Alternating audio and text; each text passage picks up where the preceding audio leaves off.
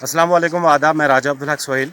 मैं इस वक्त बरमुजी में अपने नील में जो हॉस्पिटल है हमारे यहाँ, इस वक्त अपने नौजवान यूथ के साथ में, अपने बुज़ुर्गों से, अपने भाइयों के साथ में यहाँ पे खड़ा हूँ। तो ये हमारे हॉस्पिटल की जो हालात हैं इस वक्त आपको मैं दिखाना चाहूँगा। ये 2014 में दिया गया है, लेकिन अभी तक इसमें कोई हालात नहीं है। यहाँ पे बस स्टैंड बनाया गया है, यहाँ पे मुर्गियों की गाड़ियाँ खड़ी हैं और अंदर जो है भेड़ बकरियाँ गोबर की है। तो मैं अपने डिस्ट्रिक्ट एडमिनिस्ट्रेशन को और गवर्नमेंट इंतज़ामिया को रिक्वेस्ट करना चाहूँगा, जल्द अज जल्द हमारे इस हॉस्पिटल की तरफ ध्यान दिया जाए और यहाँ स्टाफ भेजा जाए। जो हमें एक डिस्पेंसरी है वहाँ पे भी कोई बेड नहीं है, कुछ नहीं है। यहाँ के लोग बहुत परेशान हाल में हैं और बर्फ़बारी में बहुत ज़्यादा मुश्किलात होती हैं। अगर हमारे इस हॉस्पिटल का काम जल्द अज जल्द नहीं होता है तो मजबूरन मुझे मेरे इलाके के लोगों को लेकर नेशनल हाईवे पे आना पड़ेगा। और एडमिनिस्ट्रेशन को मैं ये सबसे पहले रिक्वेस्ट करना चाहूँगा, जल्द अज जल्द हमारे इस इलाके का जो हॉस्पिटल है इसको जल्द अज जल्द तैयार किया जाए और यहाँ पे स्टाफ भेजा जाए। अगर हमारा काम नहीं होता है तो हमारे नौजवान यूथ, पूरी बुजुर्ग लोग, हमारे नील की जितनी भी आवाम है वो नेशनल हाईवे पे आने के लिए बड़ी मजबूरन के साथ में उनको नेशनल हाईवे पे आना होगा। उस टाइम पे हमें कोई रोकने वाला नहीं होगा, क्योंकि संविधान इजाज़त देता है हमें अपनी मांग मांगने के लिए। ये हमारी आवाम है। बाकी मैं ज़्यादा अभी कुछ आपसे ये कहना नहीं चाहूँगा। सबसे पहले मैं अपनी गवर्नमेंट इंतज़ामिया को और एडमिनिस्ट्रेशन को हाथ जोड़ के रिक्वेस्ट करना चाहूँगा, जल्द अज जल्द हमारे इस हॉस्पिटल की तरफ, नील के हॉस्पिटल की तरफ ख्याल किया जाए और जो कनेक्टिव रोड है हमारा उसकी तरफ भी ध्यान दिया जाए। जल्द अज जल्द मशीन यहाँ पे भेजे और हमारा जो बर्फ़बारी है उसको रोड क्लियर किया जाएगा, ताकि हमारे आने जाने में तकलीफ़ दूर हो जाएगी। जो हमारे यहाँ पेशेंट हैं, यहाँ कोई प्रॉब्लम होती है, हम उसको किस हिसाब से लेके जाएंगे। इस वक्त एक पेशेंट आया, उसको चारपाई पे लोग लेके आए। तो अगर ज़्यादा हमें इमरजेंसी जो है वो हमारी जो कनेक्टेड रोड की है, और नील चमलवास रोड जो है अगर वो 10 दिन के बाद भी चालू होता है उसमें कोई इतनी इमरजेंसी नहीं है। ये जो नील का कनेक्टेड रोड है ये सबसे बहुत बड़ा इंपॉर्टेंट है। इन्हीं बातों से मैं आपसे इजाज़त चाहता हूँ। और हमारे सामने अभी हमारे जनाब ताहिर अशरफ कोका साहब है, कुछ बातें इनसे मैं साबित करवाना चाहता हूँ। ये आपसे मुखातिब होंगे। मैं आपसे ये बताना चाहता हूँ कि देखो, अरसा दराज से यहाँ पर जो हमारी जो पीएचसी यहाँ पर दी गई थी, ये कबल अज़ वक़्त 7 साल गुज़र चुके हैं। लेकिन यहाँ पे जो डिपार्टमेंट से जब पूछा गया तो लेकिन वो हर समय हमें ये कहते रहते हैं कि भाई इसका अभी टेंडर है, अभी इसका काम चालू है, ये है वो है, लटम पटम, ये सब धोखाबाजी है।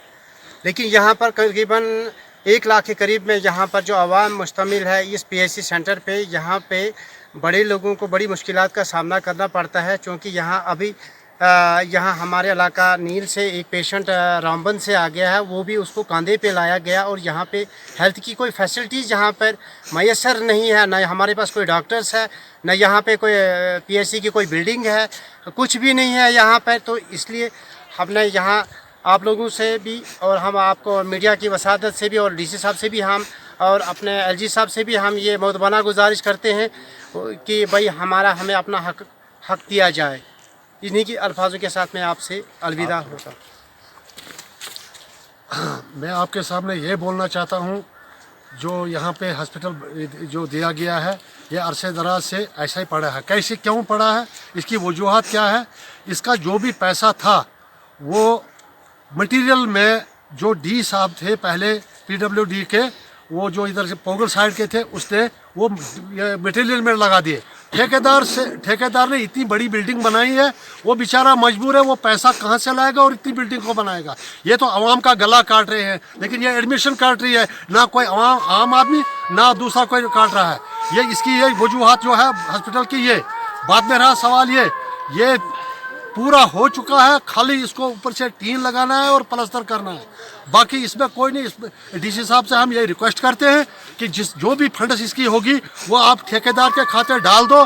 ठेकेदार चंद महीनों में हॉस्पिटल को बाय तकमील पहुंचाएगा। बाकी इससे ज़्यादा मैं क्या कहना चाहता हूँ। बाकी रोड की कंडीशन बड़ी ख़राब है, 2-4 जगह पसियाँ आई है, मशीन कहीं है नहीं, मशीन आदमी उठा तो नहीं सकते हैं, बीमार तो कंधों पर ले जाते हैं, कोई मरता है उधर इधर, कोई रास्ते में आधा दम तोड़ जाता है, यहाँ कोई देखता भी नहीं है। लिहाजा हम यही मीडिया से इंश्योर करने चाहते हैं कि हमारे तरफ, नील के तरफ ध्यान दे दो। यहाँ लाइट कोई भी नहीं है, 4 दिन से लाइट नहीं है। ये कौन बोलता है कि नील में लाइट है? किसने बोला लाइट है? कोई लाइट यहाँ पर नहीं है। वो जो इधर के डेलीवेजर रखे हैं वो दिन को जाते हैं, शाम को उनसे होता ही नहीं है, शाम को फिर वही हाल होता है। 500-500 रुपया फी घर को बिलें आती है, लेकिन ये नहीं है कि कि बिजली कितने दिन रही और कितने दिन रही। खाली सरपंच और खड़पंचों के घर चलने चाहिए, बाकी आवाम जहाँ जाए वहाँ जाए। कोई गवर्नमेंट कहाँ है, कहाँ बैठी है गवर्नमेंट, कहाँ है गवर्नर इंतजामिया, कहाँ है जम्मू पुलिस वाले। हमारे तरफ देखो, हम और में हैं, हम इस वक्त और में हैं, ना हम जम्मू के साथ ना कश्मीर के साथ, हमारे तरफ कोई ध्यान भी नहीं देखता है। लिहाजा इन्हीं अल्फाज से मैं आपसे जुदा होना चाहता हूँ। ये हमारे खुर्शीद अहमद नाइक साहब हैं, थोड़ा ये भी आपके सामने अपनी चंद बातें रखेंगे।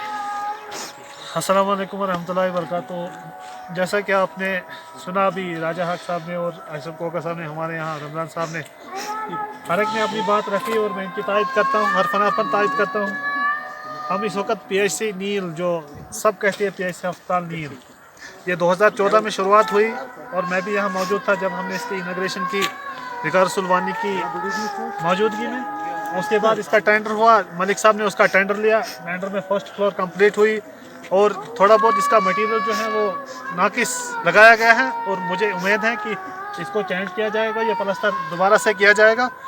और उसके बाद सेकंड फ्लोर का जो टेंडर हुआ है उसमें भी बहुत सारे काम हुआ है, जो टीन चुनाई का काम हुआ है, तो इसमें अब बहुत कम फंड्स लगेगी। लिहाजा हम गुजारिश करते हैं DC साहब से और LG जो हमारे सिन्हा साहब है उससे भी हम गुजारिश करते हैं कि इसमें जो बाकी पैसा जो बचा है, जो फंड्स अभी उन्होंने नहीं डाले हैं ठेकेदार के खाते में, मैं गुजारिश करता हूँ कि वो फंड्स अप्रूव की जाए और ताकि हमारा यह हॉस्पिटल जल्द से जल्द बन सके। क्योंकि इस वक्त आप देख रहे हैं पिछले कई महीनों से जो सूरत हाल है यहाँ पे इलाके की, यहाँ पे 3540,000 आबादी है, यहाँ कोई डॉक्टर नहीं है, MBBS डॉक्टर नहीं है।